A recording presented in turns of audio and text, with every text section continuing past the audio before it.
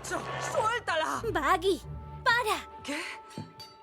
No, Charlie, por favor, dime que no es verdad. He hecho un trato con Alastor. ¡Charlie! Ah, cálmate, su alma sigue siendo suya. Me ha dado información para salvar el hotel, pero necesitamos ayuda. Los ángeles pueden ser derrotados y Carmilla es la clave. ¿Qué? ¿Carmilla Carmine? Mató a un exorcista en el último exterminio. Sabe cómo hacerles daño. Pero no sabía que eso fuera posible. De haberlo sabido, ¿me lo habrías contado? ¡Charlie!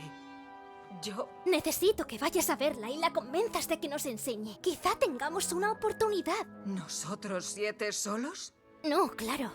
Necesitaremos más gente. Y sé quién puede ayudarnos. Siempre que Charlie sea tan encantadora como de costumbre. ¿Qué habías dicho de las sonrisas?